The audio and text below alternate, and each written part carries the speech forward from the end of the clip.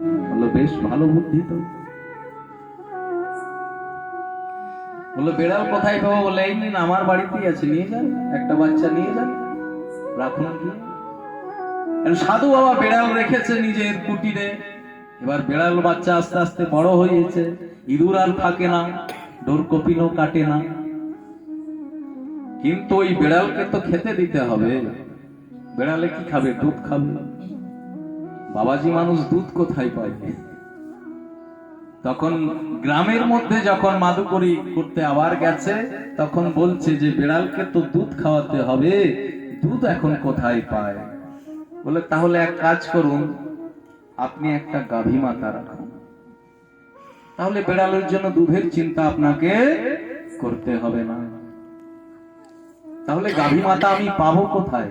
না এই নিন আমার বাড়ি থেকে নিয়ে যান। একটা গাভী মাতা বাবাজিকে দান করেছে। বাবাজি দিব্যি গাভী মাতাকে রেখেছে।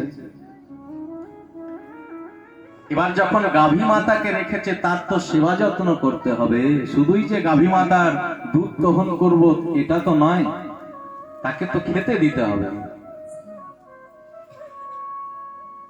তার তখন ভজনে কম পড়ে যায়। তাহলে গাভী মাতার সেবা করবে কে? গ্রামে যখন আবার মাদুকরি করতে গিয়েছে, তখন বলছে গ্রামের লোকের কাছে যে আবার গাভী মাতার সেবা হচ্ছে তো ভজন হচ্ছে না, আর ভজন করছি তো গাভী মাতার সেবা হচ্ছে না।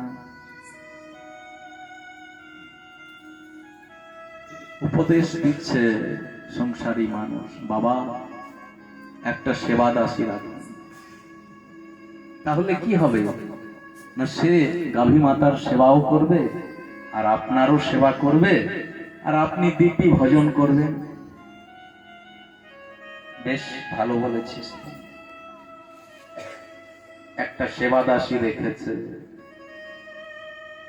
অন্তে কি হলো না সে তো নিজের সেবা দিয়ে সাধুকে নিজের মতো করে নিয়েছে।